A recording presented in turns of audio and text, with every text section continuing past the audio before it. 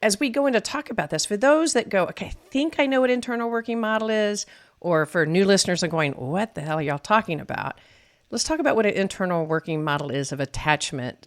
Might be a reminder, but when we're talking about that, we're talking about what goes in from our early attachment experiences, our relationship with our early caregivers on throughout our life impacts the way we were wired. It impacts the way our brain was developed. It impacts our assumptions about ourselves, about those in our lives, about the world.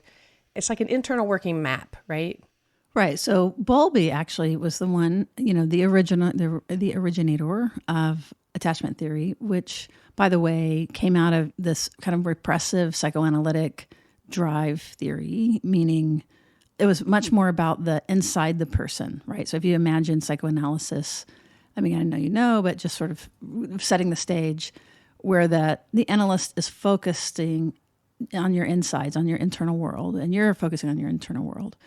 Well, this was kind of a pushback to that. Attachment theory was like, wait, there's something going on between the two of you, which therapists were conveniently like, no, I'm just the surgeon here, and this is the patient, or whatever. Many of us have come a far away from that. But even the idea of intrapsychic world was a psychoanalytic term, and it's a static idea. It's like there's a world in there.